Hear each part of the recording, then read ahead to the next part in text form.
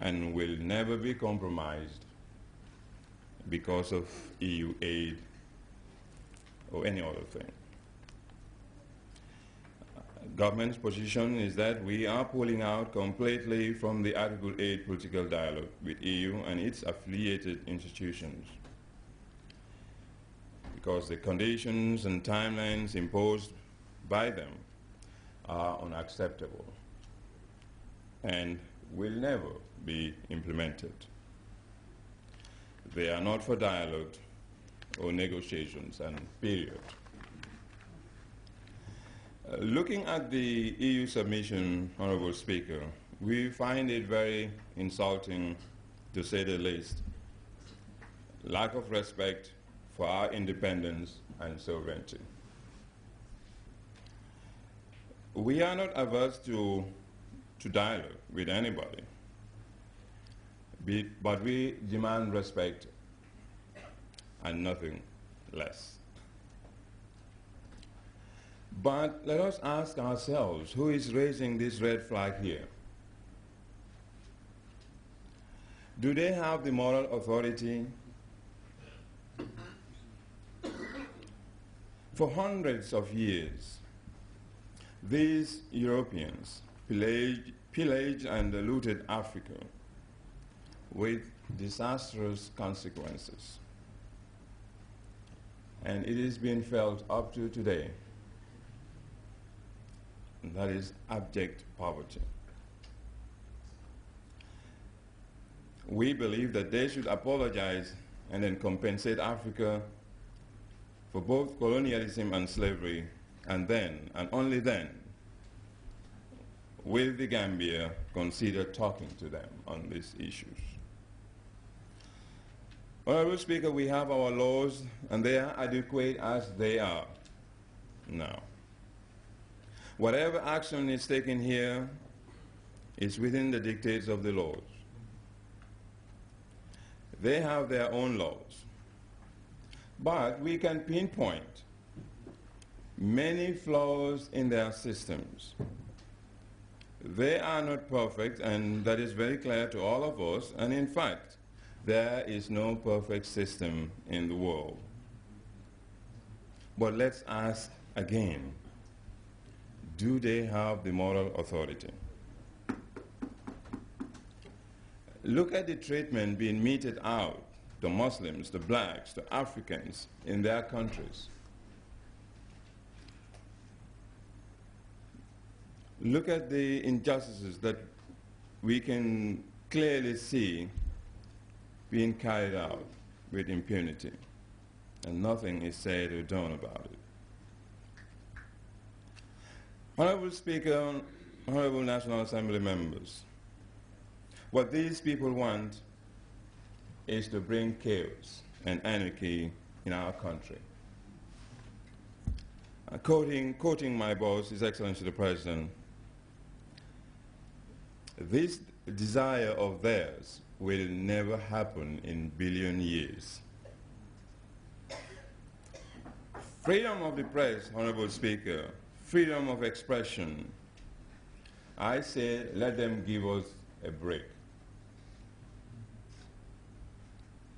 As a responsible government, we will not sit idly by and allow irresponsible people use the pen or the radio to disseminate stories that are not backed up. That's all that we are saying, and that's all our position. If you say something, own it, and be responsible, and be accountable. That's all that we're saying. Here in the Gambia, you will find a person without a degree in journalism, from high school, from secondary school, whatever. Just wake up, pick up the pen, and call himself, herself a journalist. And start writing. Sometimes we all know that their actions are guided by ulterior motives. we all know that their actions are guided sometimes by their need for a visa, a foreign visa, or to get asylum in a certain country. And these people are being used and can be used to incite violence or to character assassinate people and also destroy families. And government is saying, no, that will not be allowed in this country. You have to be responsible for what you write. Your freedom of expression, your freedom of the press starts somewhere and ends somewhere, where my freedom also starts, also begins. And if I am to protect your freedom as a journalist, a citizen also, his or her rights and freedom need also be protected. Honorable Speaker, honorable members of the National Assembly, government wants to be a partner with the press. But for 18 years, this government is in place. If we can honestly say that the other side of the press have talked about the positive, there are so many great things and positive things that happen in this country. Have they been mentioned in their papers or on their radios? You will find that if I want to be a partner to you, and you want me to be your partner, I think I am not perfect, and I believe I am not perfect. But, you know, tell me the good things that I have done and encourage me to do more, and constructively criticize me if that needs to be.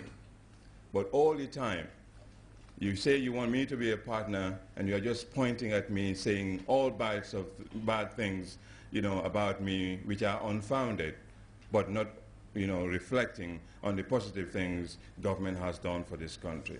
What kind of partnership is that? I'm touching these because these are points that have been raised, you know, by these, you know,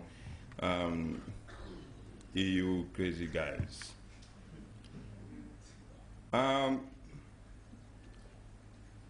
We have seen what happened in a West African country sometime in the past, where a journalist, a responsible person, just wake up and wrote something about a prophet, which ended, you know, killing so many people. His Excellency the President would not allow that kind of system, that kind of freedom, that kind of irresponsibility, you know, in this country. So, as a government, Haiti's position and government's position has clearly been stated when, you know, the Gambian people visited him at his house, you know, on that Friday, you know, to show solidarity in support of what, you know, his position was declared. So we thank you very much. We thank the honorable members. We thank the honorable majority leader and all of you, you know, for the support and the solidarity. What you are doing is taking this to another level, and then, you know, conveying it to the appropriate, you know, institutions, authorities, to know that this is the position of the Gambia and this is the position of the Gambian people. These people, the Europeans or the affiliated institutions, they could have talked to us about education, how to improve our, you know, the system. They could have, you know, talked to us about, you know, how to improve agriculture, mechanized agriculture.